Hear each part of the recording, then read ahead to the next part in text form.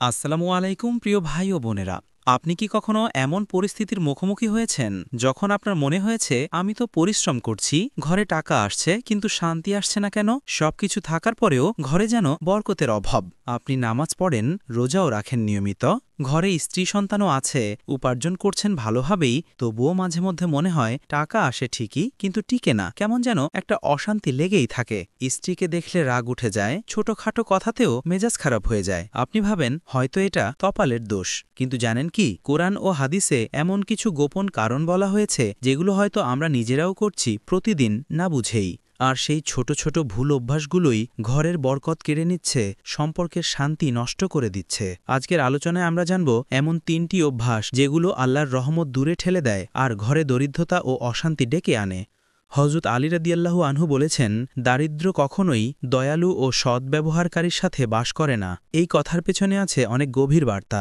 এখানে শুধু রিজিক নয়, বরকতের কথা বলা হয়েছে। যদি ঘরে দয়া না থাকে, মাফ না থাকে, ভালোবাসা না থাকে, তাহলে সেই ঘরে টাকা থাকলেও শান্তি থাকে না। তাই আমি চাই আপনি আজকের ভিডিওটা শেষ পর্যন্ত দেখুন, শুধু নিজের জন্য না, বরং আপনার সংসার, আপনার পরিবার, এমনকি আপনার ভবিষ্যৎ সন্তানদের জন্য। কারণ এই ৩টি অভ্যাস আমাদের অনেকের মধ্যেই আছে, অজান্তেই। প্রথম অভ্যাস, স্ত্রীর সাথে দুর্ব্যবহার ও গালমন্দ করা। অনেক পুরুষ মনে করেন আমি উপার্জন করি, সংসার চালাই, তাই স্ত্রীর সঙ্গে যেমন খুশি তেমন ব্যবহার করাই স্বাভাবিক। কিন্তু কুরআন ও হাদিস আমাদের একেবারেই ভিন্ন কথা বলে।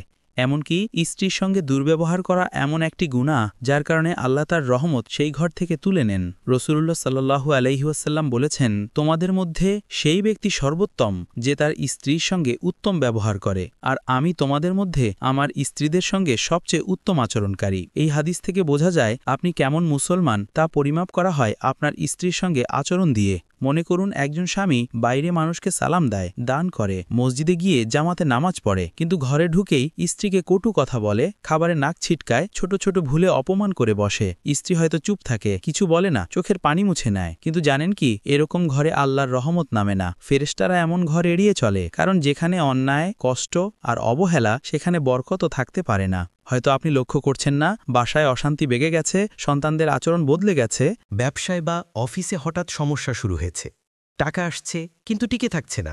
এসবের পিছনে কারণ হতে পারে আপনার মুখের গালি, রুট কথা আর স্ত্রীর চোখের অশ্রু। হযরত আলী রাদিয়াল্লাহু আনহু বলেন, স্ত্রী হচ্ছে আল্লাহর দেওয়া একটি আমানত। যে তার আমানতের সাথে খেয়ানত করে সে আল্লাহর কাছে দায়ী হবে। আমরা সন্তানকে একটু ব্যথা পেলে কষ্ট পাই, কিন্তু স্ত্রীর চোখে পানি দেখে অনেক পুরুষ বলে এই তো নাটক শুরু করে দিল। আপনি জানেন কি, কেয়ামতের দিন সেই অশ্রু আপনার বিরুদ্ধে সাক্ষী দেবে। কোরআনে আল্লাহ বলেন, আর স্ত্রীদের সঙ্গে সৎভাবে বসবাস করো। যদি তোমরা তাদের অপছন্দ করো তবে হতে পারে তোমরা যাকে অপছন্দ করছো আল্লাহ তাতে অনেক কল্যাণ রেখেছেন। সূরা আন-নিসা আয়াত ১৯। এখানেই আসে আমাদের পরীক্ষা। আমরা যাকে অবহেলা করছি, হতে পারে সেই আপনার রিজিকের মাধ্যম ছিল। তার দোয়াতেই হয়তো আল্লাহ আপনাকে দিচ্ছিলেন বরকত, আর এখন আপনি তার বদদোয়া পাচ্ছেন। একজন স্ত্রী কেবল খাবার রান্না করা, কাপড় ধোয়া বা সন্তান সামলানোর যন্ত্রণা, তারও মন আছে, অনুভূতি আছে, ভালোবাসা চাওয়ার অধিকার আছে। তার মুখ থেকে বের হওয়া একটি আল্লাহ তুমি আমাকে রক্ষা করো, এই দোয়া আপনার রিজিক বন্ধ করে দিতে পারে, যদি সেটা আসে দুঃখ আর অবিচারের ভিতর থেকে। তাই কথা বলার আগে ভাবুন, আপনি আল্লাহর বান্দার সাথে কথা বলছেন। স্ত্রী যদি কিছু ভুলও করে, উত্তমভাবে বলুন, কারণ উত্তম আচরণই উত্তম ঈমানের পরিচয়। তাকে আপনার সাথিনীর মতো দেখুন, চাকরানি নয়। ঘরে ফিরে সালামের মাধ্যমে প্রবেশ করুন। রাসূলুল্লাহ সাল্লাল্লাহু আলাইহি ওয়াসাল্লাম এটাই করতেন। এক গ্লাস পানি নিজ হাতে দিয়ে বলুন, আজকের দিনটা কেমন গেল। এই এক বাক্য আপনার ঘরকে জান্নাতও বানিয়ে দিতে পারে। স্ত্রীর প্রতি রূঢ়া কোনো সম্মান নয়, বরং এটি আপনার ঘরের জন্য শয়তানকে আমন্ত্রণ। আর ভালোবাসা ও দয়া, এগুলোই ঘরে বরকত টানার পথ। দ্বিতীয় অভ্যাস, ঘরে অহংকার, ঝগড়া ও কথার খোঁচাখুচি। আপনার ঘরে প্রতিদিন কি ছোটখাটো কথা নিয়ে ঝগড়া হয়? ভোরবেলা চা ঠিকমতো না বানালে রাগ উঠে যায়, বাচ্চারা কিছু ফেললে স্ত্রীকে দোষারোপ করেন, আর স্ত্রী বলেন তুমি কিছু বোঝো না। দেখতে ছোট লাগে, কিন্তু এই কথাগুলোর পেছনে থাকে অহংকার, হতকারিতা ও ক্ষমা না করার মানসিকতা। এবং এই ৩টি জিনিস একসাথে মিলে ঘরের রহমতও ধ্বংস করে দেয়। কোরআনে আল্লাহ বলেন, নিশ্চয়ই রহমত থাকে সেই ঘরে যেখানে শান্তি ও ধৈর্য থাকে। অন্যদিকে আল্লাহ আরও বলেন, আর যদি কেউ উত্তম কথার বদলে খারাপ কথা বলে তবে সে শয়তানের অনুসরণকারী। এই আয়াতগুলো আমাদের শেখায় ঝগড়া ও কথার আঘাত শুধু সম্পর্কই নষ্ট করে না, বরং রুহানিয়ত ও রিজিককেও ধ্বংস করে। আপনার পরিবারে সব আছে, আয় রোজগার ভালো, বাড়ি আছে, গাড়িও আছে। বাহ্যিকভাবে দেখলে কেউ বলবে, মাশাল্লাহ, কি সুন্দর জীবন।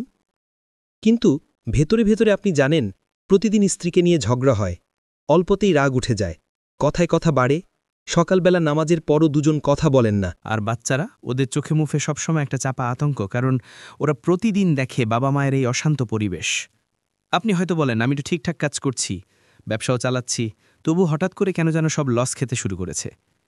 কিন্তু ভাই, আপনি কি কখনো ভেবেছেন এই রাগ, অহংকার আর নিজের স্ত্রীর অনুভূতিগুলো না বোঝার এই অভ্যাসগুলোই হয়তো ধীরে ধীরে আপনার রিজিকের দরজাগুলো বন্ধ করে দিচ্ছে? রাসূলুল্লাহ সাল্লাল্লাহু আলাইহি ওয়াসাল্লাম বলেছেন, আমি কি তোমাদের জানাবো না কে জান্নাতে যাবে? সেই ব্যক্তি যার মধ্যে নম্রতা, দয়া এবং যে সহজে রাগ দমন করে। তিনি আরও বলেন, যে দম্পতি রাতে রাগ করে ঘুমায় তাদের ঘরে রহমত আসে না। এর মানে দাঁড়ায়, আপনি দিনে যতই দান করুন, রাতের একটা ঝগড়া সব কিছু মুছে দিতে পারে। চোখ বন্ধ করে চিন্তা করুন, আপনি কাজ শেষে বাসার ফিরলেন, স্ত্রী হয়তো সারাদিন বাচ্চাকে নিয়েই ছিল, একটু দেরি হলো খাবার দিতে, আপনি রেগে বললেন, আই তুমি কবে শিখবে ঠিকভাবে কাজ করতে? স্ত্রী চুপচাপ থালা গুছিয়ে দিল, ভেতরে ভেঙে পড়ল, কিন্তু মুখে হাসল। এই সময় হয়তো ঘরের দেয়ালে ছিল এক ফেরেশতা, যে বরকত নিয়ে আসতো, কিন্তু সে চলে গেল। কেন? কারণ আপনি কণ্ঠে আগুন নিয়ে ফিরেছেন, দয়ায় নয়। তাই ছোটখাটো বিষয়ে ক্ষমা করতে শিখুন, একে অপরকে সম্মান দিন, এমনকি রাগের সময়ও। ঝগড়ার সময় বিরতি নিন, ঘর ছেড়ে অন্য রুমে যান, একটু কোরআন পড়ুন বা চুপ থাকুন। দিনের শেষে হাত ধরুন আর বলুন, চলো আজ আমরা একে অপরের জন্য দোয়া করি। যখন স্বামী স্ত্রী নিজেদের মাঝে শান্তি রাখে, তখন সন্তানরা শান্ত হয়, ঘরে বারাকাও বাড়ে, মনেও প্রশান্তি আসে। এমনকি যখন টাকাও কম থাকে, তবুও মনে হয় আলহামদুলিল্লাহ, আমি অনেক কিছু পেয়েছি। হ্যাঁ ভাই, আপনার স্ত্রীর একটি চোখের পানি আল্লাহর কাছে এত মূল্যবান হতে পারে, যেটা আপনার 1 বছরের দোয়া থেকেও বেশি ওজনদার। আর হ্যাঁ বোন, আপনার নীরবতা যদি হয় ইখলাসের সাথে, তাহলে সেটাও আল্লাহর কাছে সওয়াবের ভান্ডার। তৃতীয় অভ্যাস, নামাজ ও ইসলামী দায়িত্ব অবহেলা করা। এই অভ্যাসটি একটি ঘরকে নিঃস্ব করে দিতে পারে। এমন অনেক দম্পতি আছেন যারা সংসারের দৌড়ঝাঁপ, অফিস, বাচ্চাদের পড়াশোনা, বাজারঘাট, এসব ব্যস্ততার মধ্যে নিজেদের ইসলামী দায়িত্বগুলোকেই ধীরে ধীরে ভুলে যেতে থাকেন। বিশেষ করে নামাজ। স্বামী হয়তো বলেন, আজকে খুব ক্লান্ত লাগছে, পরে পড়ব। স্ত্রী বলেন, বাচ্চার হোমওয়ার্ক শেষ করিয়ে নেই, তারপর পড়ব। এইভাবে দিনের পর দিন চলে যায়, কিন্তু নামাজ পড়া হয় না। অথচ আল্লাহর কাছে রিজিক আসে নামাজের মাধ্যমেই। কুরআন আল্লাহ বলেন, তোমার পরিবারকে নামাজের আদেশ দাও এবং নিজেও তাতে অটল থাকো। অর্থাৎ ঘরের মানুষকে নামাজে অভ্যস্ত করানো, এটা আল্লাহ নিজে আদেশ দিয়েছেন। আর নামাজ এমন এক চাবি যা ঘরের সকল বরকতের দরজা খুলে দেয়। অনেকে বলেন, আমাদের সংসারে কেন জানি টাকা টেকে না। অথচ তারা নিজেরাই জানেন, ফজরের সময় ঘুমিয়েই কেটে যায়, জোহরের নামাজ বাজার করতে করতে মিস হয়ে যায়, আর আসরের সময় কেউ মোবাইলে স্ক্রল করে, কেউ রান্নাঘরে ব্যস্ত। এরকম অভ্যাস ধীরে ধীরে ঘরে দারিদ্র্য ডেকে আনে। শুধু অর্থনৈতিক নয়, বরং আত্মিক ও মানসিক দারিদ্র্য। বরং দম্পতিরা যদি একে অপরকে নামাজের জন্য স্মরণ করিয়ে দেয়, একসাথে ওয়াক্ত মেনে নামাজ আদায় করে, তাহলে ঘরে বরকত আসবে। এমনকি অল্প আয় হলেও হৃদয়ে শান্তি থাকবে। উদাহরণস্বরূপ ধরুন, একজন ভাই অফিস থেকে এসে ক্লান্ত, কিন্তু তার স্ত্রী মৃদু কণ্ঠে বললেন, আসরের আজান হয়ে গেছে, তুমি নামাজটা পড়ে ফেলো। আর সেই কথাতেই সে উঠে নামাজে দাঁড়ায়। আপনি ভাবতেই পারবেন না, এই ছোট উদ্যোগটি হতে পারে ঘরের রিজিক বাড়ার মূল চাবিকাঠি। মনে রাখবেন, যে দম্পতিরা আল্লাহর হক আদায় অবহেলা করেন, তাদের ঘর থেকে শান্তি, বরকত ও রিজিক আস্তে আস্তে সরে যেতে থাকে। তাই আজ থেকে সিদ্ধান্ত নিন, আপনি এবং আপনার জীবনসঙ্গী দুজনেই ইসলামের দায়িত্বগুলোকে অগ্রাধিকার দেবেন। শুরু হোক নামাজ দিয়ে। প্রিয় ভাই বোনেরা, আমাদের ছোট ছোট অভ্যাসই বড় ফল নিয়ে আসে। আজকে আমরা দম্পতিদের 3টি অভ্যাস দেখেছি, যেগুলো ঘরে দারিদ্র্য, অভাব ও অশান্তি ডেকে আনে। কিন্তু প্রশ্ন হলো, এখন করণীয় কি? প্রথমত, আত্মমগ্নতা থেকে বেরিয়ে আসতে হবে। একে অন্যের দায়িত্ব নিতে হবে। স্বামীকে বুঝতে হবে যে সংসার শুধু অর্থ উপার্জনের নাম না, পাশাপাশি স্ত্রীকেও সময়ে, সম্মান ও ভালোবাসা দেওয়া ইবাদতের অংশ। পক্ষান্তরে স্ত্রীকেও বুঝতে হবে, সংসারে অর্থ আসলেও যদি প্রশান্তি না থাকে, তাহলে সেই টাকায় কোনো বরকত থাকবে না। দ্বিতীয়ত, দাম্পত্য জীবনে আল্লাহকে রাখুন। একসাথে নামাজ পড়ুন, ছোট ছোট দোয়া একসাথে পড়া শুরু করুন। একজন অন্যজনকে ইসলামের কথা মনে করিয়ে দিন। ঘরে দুঃসময় এলে একে অন্যকে বলুন, চলো আমরা দুজন আল্লাহর কাছে ফিরে যাই। তৃতীয়ত, মাফ চাওয়ার অভ্যাস গড়ে তুলুন। অনেক সময় দাম্পত্য কলহ শুরু হয় ছোট একটা ভুল বোঝাবুঝি থেকে, কিন্তু যদি কেউ আগে বলে আমি দুঃখিত, তাহলে সেই আগুন আর ছড়ায় না। মনে রাখবেন, যারা আল্লাহর ভয়ে নিজেকে নিচে নামাতে পারে, আল্লাহ তাদের মর্যাদা উঁচু করেন। একটা সুখী দাম্পত্য জীবন মানেই শুধু ভালোবাসা না, বরং পরস্পরের পাশে দাঁড়ানো, ভুল থেকে শেখা আর আল্লাহকে মাঝে রেখে চলা।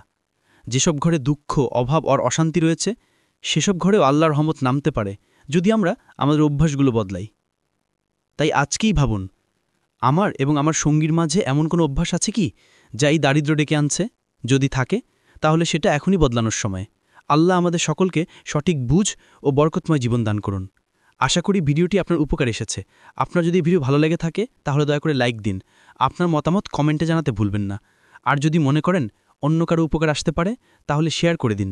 আল্লাহ যেন আমাদের সকলকে সঠিক দাম্পত্য জীবন গঠনের তৌফিক দেন, আমাদের রিজিককে বরকতময় করে দেন এবং গুনহা থেকে রক্ষা করেন। আল্লাহুম্মা আমিন। পরবর্তী ভিডিওতে আবার দেখা হবে ইনশাআল্লাহ।